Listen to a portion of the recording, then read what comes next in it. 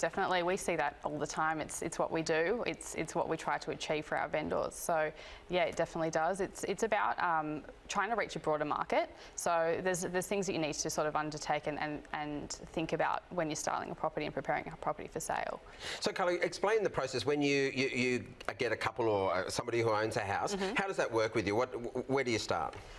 So quite literally, we start from the curb side. So when I'm pulling up to the property or down through the road, I need to understand how I'm feeling when I see and approach the house, because that's essentially the first impressions you're going to get. So we take it from the outside in and make sure that the story's told the whole way through.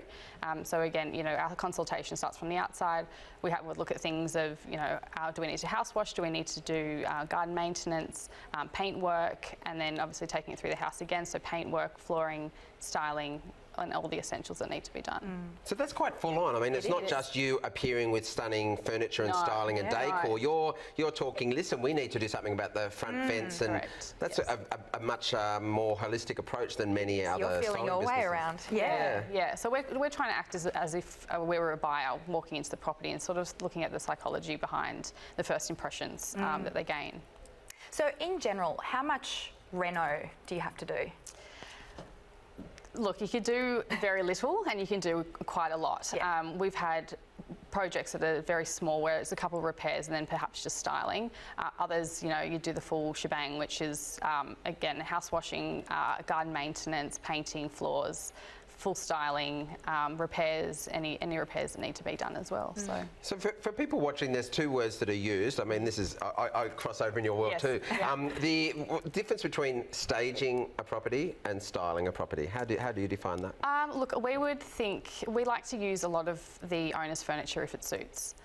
So I think staging is sort of, it's a very broad, I don't know how to explain it quite properly, but staging is probably, it is maybe a staler approach to styling.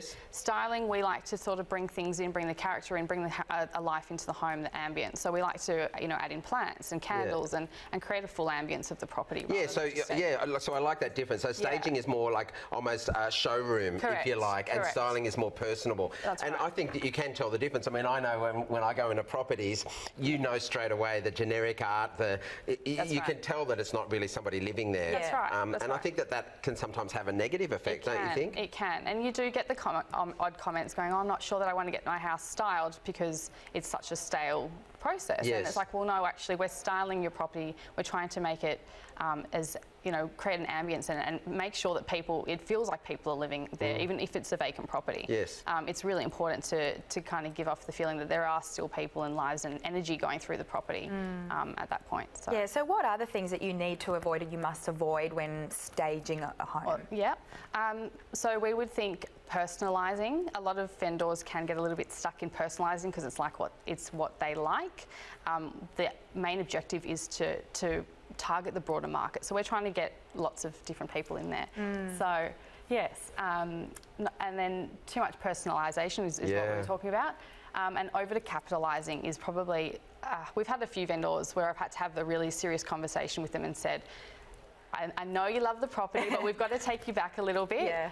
If you were staying, I would definitely go for an interior design consultation and do that with you and make this personal, but we need to bring it back and we need to look at the broader market. Yeah, I think that's the case, isn't it? You know, those personal shots or the wedding photos or the photos of the kids everywhere, it doesn't necessarily translate because my kids might not be good looking to everybody else, or you know, it's the feel. And the other thing is that you need to detach the family that are in the home. So seeing faces and certificates and all that sort of stuff for a buy, it's kind of like, oh, it's not my home yet. But you want to get them to fall in love and say, this is my home, this is the one I'm going to bid for. Let's go for it. So.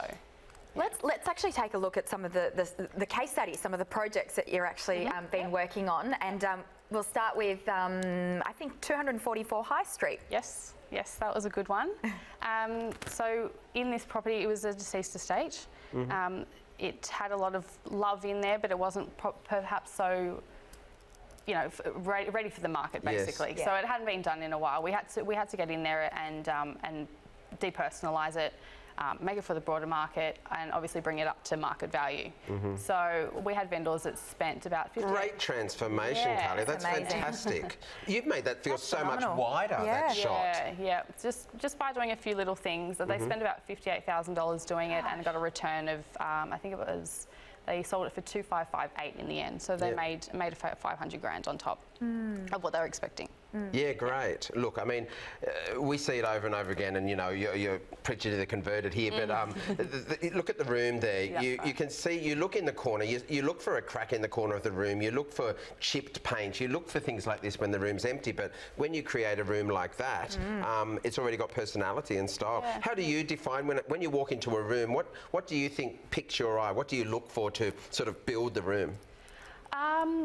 Space, really. We need to. We always work with the space, and again, psychology of how a buyer's going to look in that room, and how they're going to use the room. So it's really important that we get that right. That the use of the room is important, and then we style around that. Beautiful. We've got another one at 100 Carabella. Great name. Yes, yes. Tell us about this one. Okay, so this one was a tenanted property.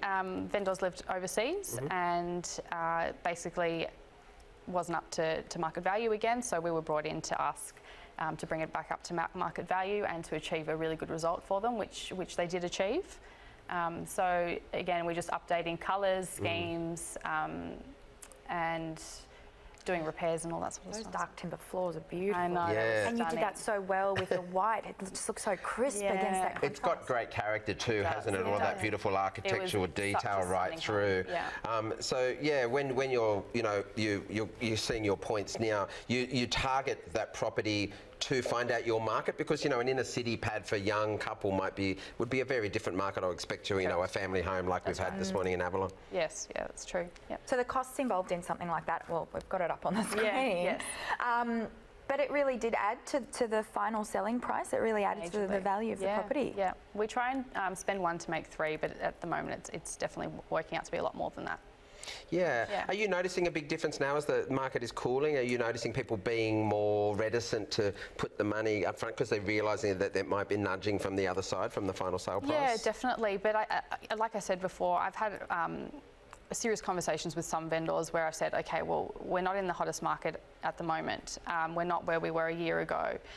These are the things that I think you really need to prioritise, and let's get that done and make sure that that's done properly. And then the other things, they're not as important to do. So they perhaps could be something that... Yeah, it's an element of trust. Exactly, that's right. Shall we move on to the next one, perhaps? This is 83 to 85 I could Eaton. look at houses. Is it Eaton? I could look at your work all day. We could just keep going. Tell us about this one.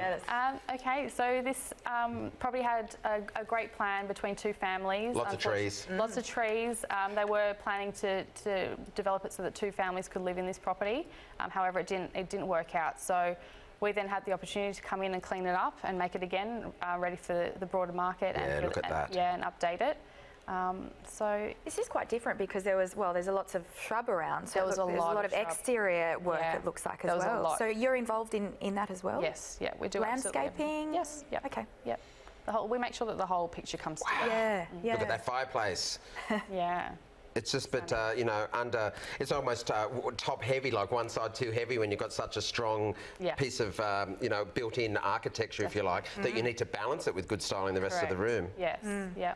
And making sure the colours around it now, you know, are right as well. Yeah. So costing with this sort of thing, okay, 100 grand. 100 grand. It was about 100 grand to do. Yes. Yeah, it is. So this one, has that already gone to market? That's probably it has gone to market and sold. Yes. Yeah, great. And obviously happy, I mean, for you, happy vendors is very important, but the transition from one side to the other is quite immense. Do you come across many agents as well? Do you deal with agents, or do you have to deal with them, or do you go through the vendor? We primarily get our business and referrals through our agents. So they will then introduce us to the vendors, and then we begin working with them to create, and get them a good result. So. Yeah.